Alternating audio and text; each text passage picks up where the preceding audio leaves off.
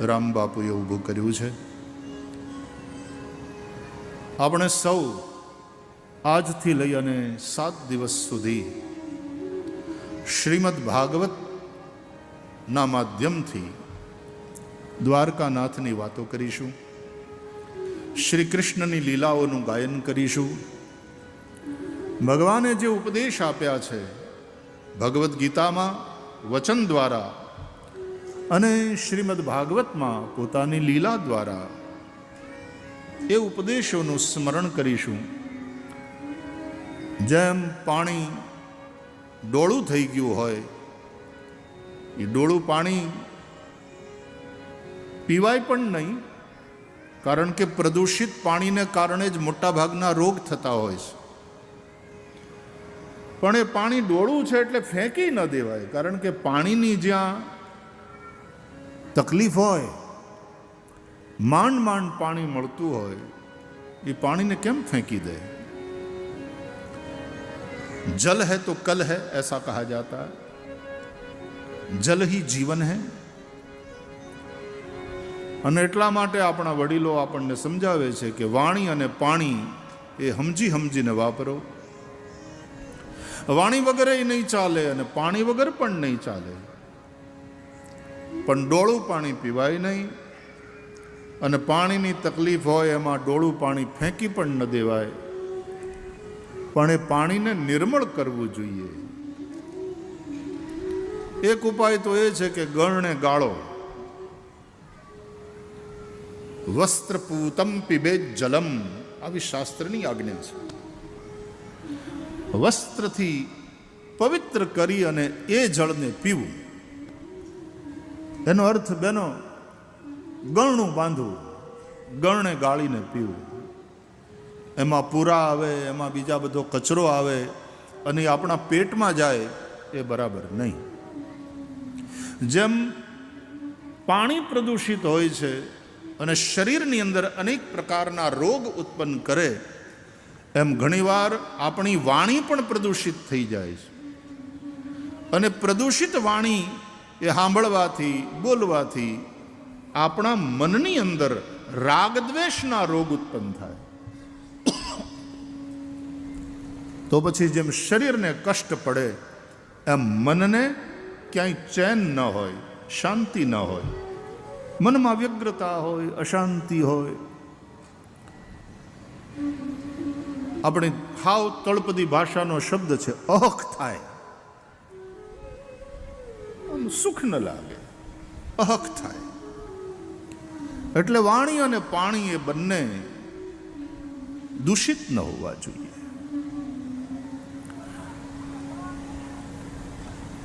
આમ તો આપણે ત્યાં એમ કહેવાય કે જળમાં મળ નહીં, અને જળ એ પવિત્ર જ છે. આપણે પૂજા કરીએ, આપણે યજ્ઞ કરીએ તો શરૂઆતમાં બધું પવિત્ર કરીએ, એ જળ છાંટીને અપવિત્ર પવિત્રો વા સર્વાવસ્થાંગતો પીવા યસ્મરેત પુંડરીકાક્ષમ સબાહ્યાભ્યંતર શુચિ. આવું કહીને આપણે પવિત્ર કરતા હોઈએ છીએ.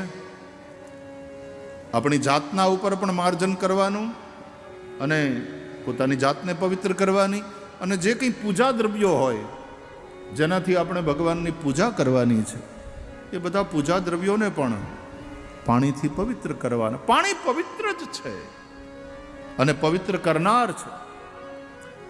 એમ વાણી પણ જો ભગવાન માટે વપરાય, ભગવાનને હૃદયમાં રાખીને બોલાય, તો વાણી પવિત્ર જ છે. સંતોની વાણી એટલા માટે પવિત્ર છે. એ વાણી સાંભળતા આપણને શાંતિ એટલા માટે થાય છે. એ વાણી સાંભળતા આપણું મન એટલા માટે પવિત્ર થાય છે કે એ વાણી નિર્મળ છે. સત્યવાણીની અદ્ભુત શક્તિ, એ ખોટું બોલી ન ખોવી. સત્ય છે ને, એ વાણીનું તપ છે. સત્યપૂતમ વદેત વાક્યમ, સત્યથી પવિત્ર કરી અને વાણી બોલવી. વસ્ત્રથી પવિત્ર કરી અને પાણી પીવું. દ્રષ્ટિપૂતમ ન્યસેત પાદમ, આ બધા ભાગવતના ઉપદેશો છે. દ્રષ્ટિથી પવિત્ર કરી જમીનને અને પછી ડગલું ભરવું. એનો અર્થ દ્રષ્ટિથી પહેલાં ધરતીને પવિત્ર કરવી, મતલબ પહેલાં જોઈ લેવું ત્યાં કીડા મંકોડા જીવજંતુ તો નથી ને વાલા. આપણો પગ પડે અને નિર્દોષ જીવડા મરી જાય, આપણને પાપ લાગે. અજાણે એવું થાય, એ પાપનું પણ પ્રાયશ્ચિત ગૃહસ્થ માણસે કરવું પડે છે. તો બને ત્યાં સુધી જીવ હિંસા ન થાય એનું આપણે ધ્યાન રાખવું જોઈએ. અને એટલા માટે દ્રષ્ટિપૂતમ ન્યસેત પાદમ, પગલું માંડવું ધરતીને દ્રષ્ટિથી પવિત્ર કરીને, એટલે કે જોઈ જોઈને હાલવું, જોઈ જોઈને ડગલા ભરવા. કોઈ મરી ન જાય એ અર્થમાં પણ, અને જોઈ જોઈને ડગલા ભરવા એનો મતલબ એમ કે આપણે કુમાર્ગે ન જઈએ, જોઈ જોઈને ડગલા ભરવા. ન જાવું ન જા કુમાર્ગે કદાપી, ન જાવું ન જાવું કુમાર્ગે કદાપી, વિચારી વિચારીને એ વિચારી વિચારીને ડગલા ભરું છું, પછી મને જ્યાં ગમે ત્યાં હરું છું ફરું છું, મને જ્યાં ગમે ત્યાં હરું છું ફરું છું.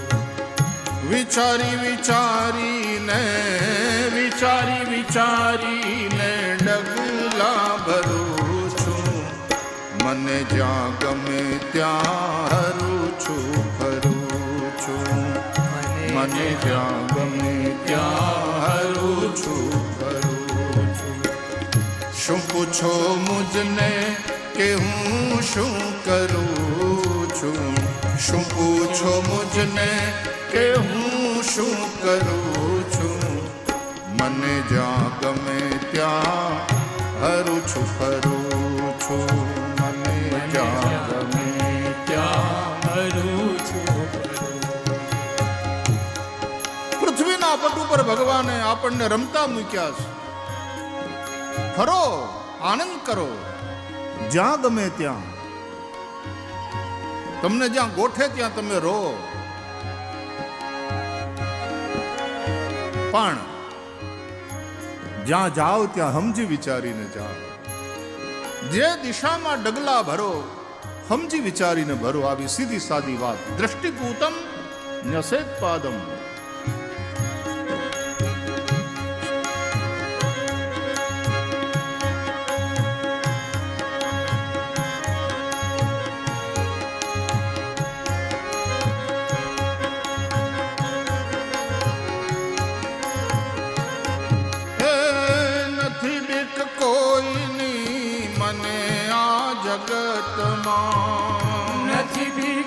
નિડર થઈને ફરો, નિડર થઈને જીવો. નથી બીક કોઈની મને આ જગતમાં, નથી બીક કોઈની. પણ નિડર થઈને કોણ ફરે? ફક્ત એક મારા, ફક્ત એક મારા પ્રભુથી ડરું છું.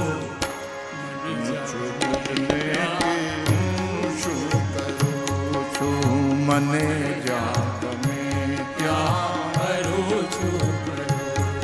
હે ફક્ત એક મારા, ફક્ત એક મારા ગુરુથી ડરું છું.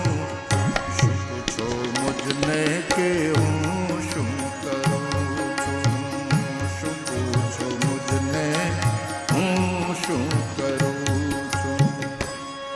નિડર થઈને જીવવું. કારણ કે ભય એ મૃત્યુનું બીજું નામ છે. નિર્ભય થઈને રહો. પણ જીવનમાં એકાદ જગ્યા તો એવી હોવી જોઈએ કે ત્યાં આપણે ડરવાનું હોય. જો આપણને આપણું કલ્યાણ જોતું હોય તો જે તમારું કલ્યાણ ઈચ્છે એને આધીન થઈને જીવો અને એનાથી ડરવાનું રાખો. બાપાથી ડરવાનું રાખો કે મારા બાપા ઠપકો આપે. મેં જોયું છે ઘણા પરિવારોમાં કે એને ઘેર છોકરા થઈ ગયા હોય તો એના બાપાથી બીતો હોય કે ના ભાઈ મારા બાપા ખીજાય, બાપાથી ડરે. બાપાથી ડરે એ પછી બીજી વાત, પોતાના ગુરુથી ડરે કે મારો ગુરુ મારો કાન પકડે ને મને ઠપકો આપે તો મરવાનું થાય, મારાથી આ કામ ન થાય, મારાથી ખોટે માર્ગે ન જવાય. અને ત્રીજું, પ્રભુથી ડરે. ગુરુ ગોવિંદ એક દુગ્ધા કો દૂર ભેદ. મારો ઠાકર નારાજ થાય એવું મારાથી કાંઈ ન થાય. ફક્ત એક મારા પ્રભુથી ડરું છું, પછી મને જ્યાં ગમે ત્યાં હરું છું. ધર્મની મર્યાદાને લઈને, દ્વારકા વાળાને માથે રાખીને, ગુરુનો થોડો મનમાં ભય રાખી, એની મર્યાદા રાખીને, જ્યાંથી કોક તમને એમ કહે કે ભાઈ આ ખોટું કર્યું બાપા તે, દ્વારકા વાળો રાજી રહે એમ જીવો બાપા, એની કૃપા છે, આનંદ કરો, વ્યસન ન કરાય બેટા, ખોટે માર્ગે ન જવાય, ખોટા કામ ન કરાય. આપણા હરિહરાનંદ બાપુ એની પેલી માળા, બહુ પ્રસિદ્ધ પદ છે ને આપણું ભજન, ગુરુજીના નામની હો માળા છે ડોકમાં.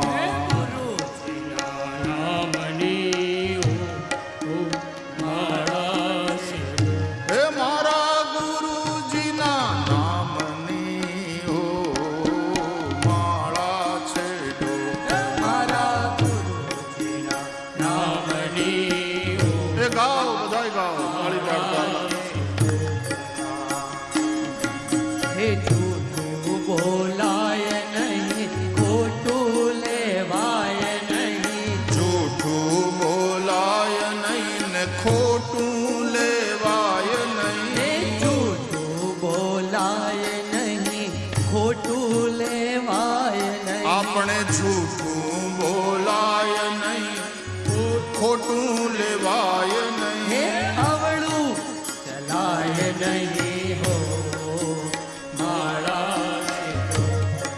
હે અવળું ચલાય નહીં હો માળા છે. હે મારા ગુરુજીના નામની હો માળા છે. મારા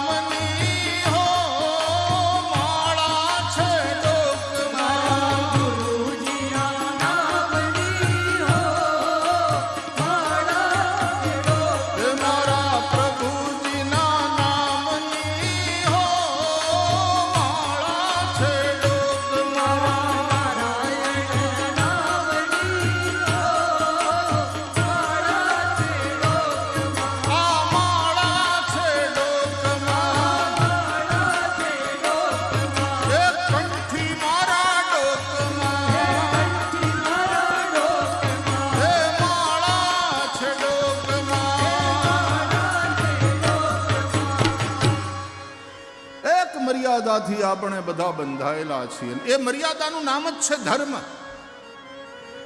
જીવનમાંથી જો એ ધર્મ નીકળી જાય તો ધર્મેણ હીના પશુભિ સમાના, તો પછી મનુષ્યમાં અને પશુમાં કોઈ અંતર ન રહે.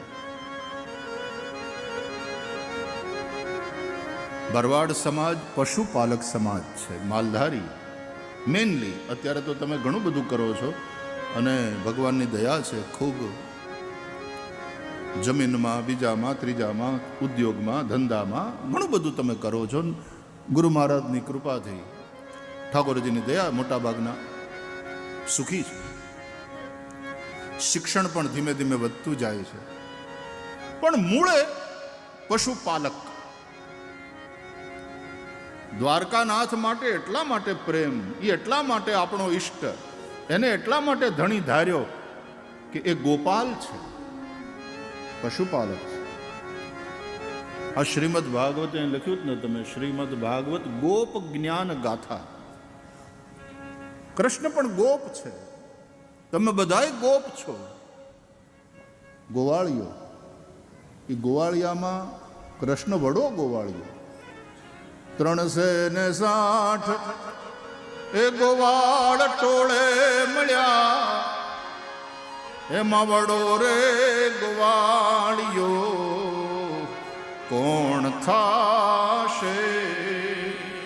એ જાગને જાદવા કૃષ્ણ ગોવાળિયા, કૃષ્ણ ગોવાળિયા, અરે તુજ વિના ધેણમાં કોણ જાશે? આપણો શબ્દ છે ધણ. તુજ વિના ધેનમાં કોણ જાશે? એ જાગને જાગવા દૈતણા દૈથરા અને ઘીતણા ઘેબરા, કઢિયેલા દૂધ તે કોણ પીશે? આવું આપણે પાયું આપણા ગોપાલ કૃષ્ણને, અને એના પ્રસાદ રૂપે આપણે આવું જ બધું પીધું. આ જ પીવાય ને આ જ ખવાય, એના સિવાયનું ન ખવાય, એના સિવાયનું ન પીવાય. આપણે કૃષ્ણની બિરાદરીના છીએ.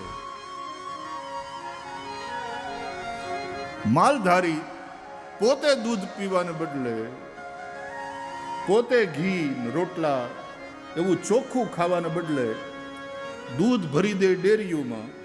એ સારું છે, આપણે પશુપાલક છીએ, એ આપણો ધંધો છે, એવું કરવું પડે, કરવું જોઈએ, ધંધો છે. કૃષિ ગોરક્ષ વાણિજ્યમ, કૃષિ ગોરક્ષ વાણિજ્યમ વૈશ્યકર્મ સ્વભાવજમ. પણ એ રૂપિયાથી પછી આપણે ફાક્યું લઈ આવીએ અને એ ફાક્યું ખાઈએ દિવસમાં કેટલી બધી. એ રૂપિયાથી આપણે ન પીવાનું પીએ તો ક્યાંક દ્વારકા વાળો રાજી નહીં એમાં. દૈતણા દૈથરા, અરે જે તે કચરો છે ને એ પેટમાં ન રાખે સાચો ગોવાળિયો હોય ને. એ અટાણે જે કચરા વધ્યા છે નાના નાના શહેરોની અંદર પણ, ફાસ્ટ ફૂડ જેને તમે કહો છો, ચાઉમીન. મેં પૂછ્યું કે આ શું છે, તો કે એ એક આઈટમ છે. નાના નાના શહેર સુધી પહોંચી ગયું. ના, once in a while it's okay, ત્યાં સુધી ઠીક, કોગદી વળી ત્યાં સુધી. પણ છોકરાઓને આપણા રોટલા ભાવે નહીં. જો કે તમારામાં તો એ નહીં થતું હોય, પાક્કી વાત. પણ બાજરાના રોટલા અને હવારના પોરમાં ટોપરિયા આપણા છોકરા ન ખાય, એને બદલે બ્રેડ અને બટર, એ આપણો ખોરાક નહીં. આ બધું જે વિદેશનું છે એ આપણો ખોરાક નહીં. માલધારી તો હવારના પોરમાં ક્યાં ગયો ભરતભાઈ? 2 તાળી દૂધ પી જાય. મને કે ત્યાં સુધી મને આમ અડપ જ ન આવે. ઘણાને ચા પીવે નહીં ત્યાં સુધી અડપ ના આવે. અને એ મને કહેતો હતો, મને કે હવારના પોરમાં મારે 2 તાળી દૂધ જોઈએ. મેં કીધું તું ગમે એ વેપાર કર, પણ રેજે આવો જ, તારું ખાનપાન આવું જ રાખજે, વ્યસનથી આઘા રહેજો. દહીં તણા દહીં થરા અને ઘી તણા ઘેબરા, કઢિયેલા દૂધ તે કોણ પીશે, એ જાગને જાગવા. એટલે આપણા વડીલો, આપણા બાપાના બાપા કેવા કડે ધડે, કારણ કે શારીરિક પરિશ્રમ, ખોરાક ખાચા અને દ્વારકાનાથનો ભરોસો. એટલે જાજી ચિંતા નહીં કે દેવ દ્વારકા વાળો બધું હરખું કરશે, એ માથે બેઠો ધણી વાળો માથે બેઠો, પછી હેની ચિંતા. એટલે લાંબુ જીવતા હતા, નિરોગી જીવન જીવતા હતા. એક ગામમાં, આખા વિસ્તારમાં બધાને લાંબી આયુષ્ય, 100ની નીચે તો કોઈ મરે જ નહીં. બધા લાંબુ જીવન, નિરોગી જીવન જીવે. એટલે પત્રકારોને રસ પડ્યો,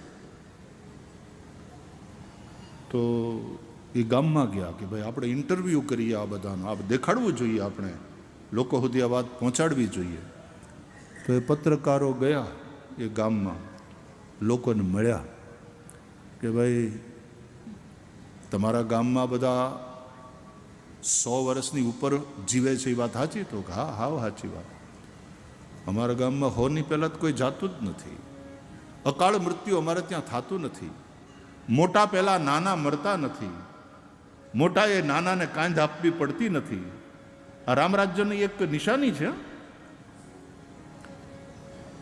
કે મોટાએ નાનાને પોતાની નજર સામે મરતા જોવા પડતા નથી. એ પણ રામરાજ્યની એક નિશાની છે, રામરાજ્યનું એક લક્ષણ છે. બધા પૂર્ણ આયુષ્ય ભોગવીને જાય છે. તો અમારે ત્યાં બધા નિરોગી અને લાંબી આયુષ્ય ભોગવે. એ કે એનું કારણ શું? તો કારણ ભાઈ હું, અમે ચોખ્ખી હવા છે, અમારા ખાનપાન ચોખ્ખા, અને કોઈ વ્યસન છે નહીં, અને ઉપરવાળાનો ભરોસો. એટલે અમે કાંઈ ખોટી ચિંતા બળી મરતા નથી. અને ગામમાં હંપ છે, મહેનત કરીએ છીએ અને મહેનતનો રોટલો ખાઈએ છીએ. એ કે અમારા ગામમાં તો તમને રોગની વાત જવા દો, કોઈ દુબળો પાતળો માણસ તમને નહીં મળે. એ કે હા, એ વાત સાચી. અત્યાર સુધીમાં અમે જેને જેને મળ્યા બધા કડે ધડે છે, બધા મજબૂત. પણ કે ન મળે, અમારા ગામમાં કોઈ દુબળો પાતળો તમને જોવા ન મળે. એમાં એક દુબળો પાતળો વયો આવતો હતો હાથમાં બેગ લઈને. એટલે પત્રકારોએ કોઈ ઉભારો, તમે એમ કહો છો કે અમારા ગામમાં કોઈ દુબળો પાતળો પણ જોવા નહીં મળે? આજો આવે, હાવ અડી રહ્યો છે. કેવો દુબળો પાતળો, લેંઘો ને એની માથે બુસ્કોટ પહેર્યો છે અને હાથમાં બેગ છે. આ દુબળો પાતળો નથી? એ તો કે હા, એ દુબળા પાતળા ખરા. તો કે તમારા ગામના નહીં? તો કે અમારા ગામના ખરા, ડૉક્ટર છે. હવે આવા બધા જ્યાં રહેતા હોય ત્યાં ડૉક્ટર બચાડો ભૂખ્યો જ મરે ને. અને અમે કહીએ છીએ કે ભાઈ તું વયો જા, અહીંયા તારું નહીં હાલે દવાખાનું, અમે કંઈ માંદા પડતા નથી. ને કદાચ માંદા પડીએ તોય અમે દેહી ઓહડિયા કરીએ છીએ, જેની કોઈ સાઈડ ઇફેક્ટ ન હોય. તો આવું ખાવાવાળા, આવું જીવન જીવવાવાળા ગોપ,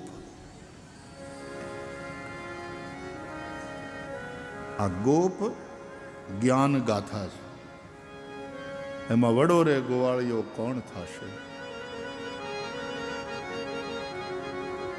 શ્રી કૃષ્ણ દ્વારકાધીશ એ ગોપાલ છે.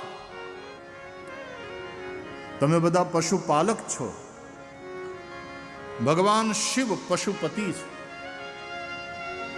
પશુનામ પતિમ પાપનાશમ પરેશમ ગજેન્દ્રસ્ય કૃત્યમ વસાનમ વરેણ્યમ. ભગવાન શિવ પશુપતિ છે અને ભગવાન કૃષ્ણ પશુપાલક છે. કૃષ્ણના બધા સખા ગોવાળિયાઓ પશુપાલક છે.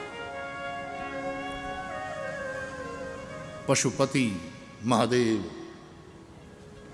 પશુ એટલે કોણ ખબર? પાશબદ્ધ જે છે તે પશુ છે. પાશથી જે બંધાયેલો એ પશુ. આપણે આપણા પહુડાને બાંધવા પડે, એના ખીલા હોય. સવારે ધોઈને પછી ગાયને છોડી મૂકીએ ને એટલી ધણમાં જાય. પણ હાંજ પડે ધણ પાછું આવે અને ગાયને પોતાનું વાછરડું સાંભળે. અહીંયા વાછરડું ખીલે બાંધેલું ભાંભરતું હોય અને ગાય ગોંદરેથી ગામમાં આવે ને એટલે ઉતાવળા પગલાં ભરતી હોય.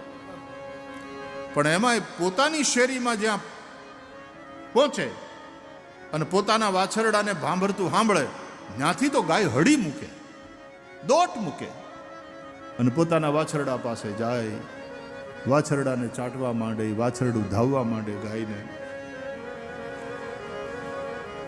આ આપણી સંસ્કૃતિના આ દ્રશ્યો આપણે જોઈને મોટા થયા છીએ. હું પણ ગામડામાં જન્મ્યો, ગામડામાં મોટો થયો.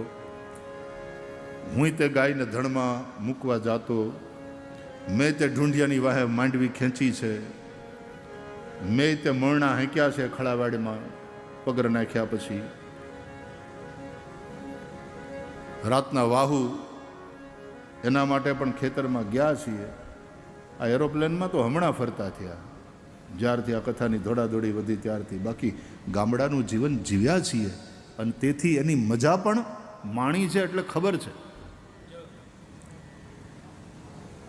ખાવ ફળિયામાં ખાટલા નાખીને ન્યા જ હુતા હુતા ચાંદરણા ગણતા ગણતા કઈ ઊંઘ આવી જતી ખબર નહોતી પડતી. આ ભે ટાંગ્યો ચંદરવો ને એને છેડે બુટ્ટા. ચંદરવો જોયો ને જોતા જ મનને ગમી ગયો. ચંદરવો અમથોએ આમે આપે ઉરમાં રમી રહ્યો. તોય કોઈએ આવી વેર્યા મહી તારકના મુઠ્ઠા. આ ભે ટાંગ્યો ચંદરવો અને એને છેડે બુટ્ટા. એ આકાશ દર્શન કરતા કરતા બાળકો સૂઈ જતા અને એ જિંદગી જીવ્યા છીએ આપણે સૌ. તમે તો એ જિંદગી જીવો છો. શહેરમાં ગયા પછી વાત જુદી, થોડું પરિવર્તન થયું. અમારા ભાગમાં પણ હવે એવું બહુ રહ્યું નથી, પણ એવું જીવ્યા છીએ. બચપણ એ રીતનું ગયું છે. પ્રકૃતિ સાથેનો સીધો નાતો. તો આપણા ખાનપાન શુદ્ધ હોય, પ્યોર હોય. દૂધ વેચી અને આપણે ફાકીના પડીકા,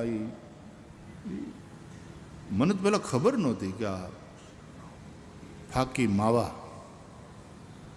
એક જણ આમાં કરતો હતો ને, મને તો એમ કે રામદેવ બાપાએ સમજાવ્યું છે એ પ્રમાણે કંઈક કરતો હશે. આમ વાળ ખરીને મને કે નહીં, એ ફાકીની તૈયારી કરે છે ને આમ કંઈક કરવું પડે. કેન્સરના પડીકા છે વાલા. અને એને એના જેવું બીજું જે ન પીવાનું હોય એવા કેટલાય વ્યસનો છે. એનાથી પશુપાલક દૂર રહે, એનું ખાનપાન શુદ્ધ હોય. પશુપતિ મહાદેવ એ આપણા હૃદયમાં બેઠો. એ પશુપતિ અને પશુપાલક આપણો દ્વારકાધીશ, એ હરિ અને હર એ બંને એક જ છે. બંને આત્માના સ્વરૂપે આપણા હૃદયમાં રહેલા છે. ભગવાન શિવ પણ આત્મા છે સૌનો. આત્મા ત્વમ ગિરિજા મતિ સહચરા પ્રાણા શરીરમ ગૃહમ પૂજા તે વિષયોપભોગ રચના નિદ્રા સમાધિ સ્થિતિ સંચાર પદયો પ્રદક્ષિણ વિધિ સ્તોત્રાણી સર્વાગિરો યદ્યત કર્મ કરોમિ તત્તદખિલમ શંભો તવારાધનમ. ભગવાન શિવ આત્મા હૈ સબકી. અને ભગવાન કૃષ્ણ પણ કહે છે ઈશ્વર સર્વભૂતાનામ હૃદ્દેશે અર્જુન તિષ્ઠતિ. ઈશ્વર પ્રાણી માત્રના હૃદયમાં રહેલો છે. ભગવાન શિવનું એક નામ છે ઈશ્વર. ઈશાન્યામ ઈશ્વરાય નમઃ. ઈશાનમાં ઈશાન ખૂણો છે. અગ્નિ ઈશાન નૈઋત્ય વાયવ્ય 4 ખૂણા આપણે ભણ્યા ને, એમાં આ ઈશ્વરનું સ્થાન એ ઈશાન ખૂણામાં છે. પૂર્વમાં ઇન્દ્ર, અગ્નિ ખૂણામાં અગ્નિદેવ, દક્ષિણમાં યમ, નૈઋત્યમાં નિરુતિ, પશ્ચિમમાં વરુણ, વાયવ્યમાં વાયુ અને ઉત્તરસ્યામ કુબેરાય નમઃ. ઉત્તર દિશામાં કુબેરનું સ્થાન. ઉર્ધ્વાયામ બ્રહ્મણે નમઃ. અધોદિશી અનંતાય નમઃ. આમ 4 દિશા, 4 ખૂણા, ઉપર અને નીચે, એમ થઈને 10 દિશામાં આ 10 દિગ્પાળ કહેવાય. આપણા શાસ્ત્ર અનુસાર આપણે એને વંદન કરીએ છીએ. શ્રીમદ ભાગવત અનુસાર શ્રી કૃષ્ણ પરમાત્મા એ સૌનો આત્મા છે. એ આપણો આરાધ્ય છે. એ અંદર બેઠો છે. એટલે પશુપાલકો આપણે આપણો વડો ગોવાળિયો ગોપાલ કૃષ્ણ જે દ્વારકાધીશ થઈને અહીંયા કૃપા વરસાવતા બેઠા છે દ્વારકામાં, એ આપણો આરાધ્ય છે. એ પોતે તે પશુપતિ ભગવાન શિવને ભજે અને એટલા માટે દ્વારકાધીશ મોટા શૈવ છે અને શિવજી પાછા સૌથી મોટા વૈષ્ણવ છે. એ વિષ્ણુને ભજે છે. આ બધા ઝઘડા કે અમારું જ ઊંચું ને આ બધા નીચા, એ બધું તો છોટે દિમાગ કી સોચ છે. એ સંકુચિત માનસિકતામાંથી ઊભી થયેલી વાતો. હું હંમેશા કહ્યા કરું કે સંપ્રદાયો સારી વાત છે. આટલા સંપ્રદાયો એ આપણા સનાતન ધર્મનું સૌંદર્ય પણ છે, આપણા સનાતન ધર્મની એ સમૃદ્ધિ પણ છે. પણ સાંપ્રદાયિક જે સંકુચિતતા છે એ બહુ મોટી સમસ્યા છે. સાંપ્રદાયિક સંકુચિતતા ન હોવી જોઈએ. વાત ખાલી એટલી, અમારું ઊંચું એ બતાડવા માટે થઈને બીજાને જે આપણે હેઠા કરીને બતાડવાની કોશિશ કરીએ છીએ, ન્યા તકલીફ ઊભી થાય. અમારું શ્રેષ્ઠ એમાં કાંઈ વાંધો નહીં, એવી અનન્યતા તો હોવી જોઈએ, એ વાંધો નથી, પણ કોઈને નીચા ન ગણીએ. ભગવાન રામ શબરીજીને નવધા ભક્તિનો ઉપદેશ કરે છે ત્યારે સાતમી ભક્તિ કઈ ભગવાન રામ બતાવે છે. સાતવ સમ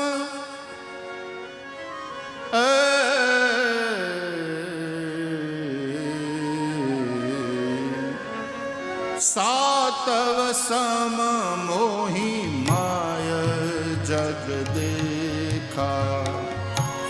સાતવ સમ મોહી માય જગ દેખા. મોતે સંત અધિક કરી લેખા. મોતે સંત અધિક કરી લેખા. સાતવ સમ મોહી માય જગ દેખા.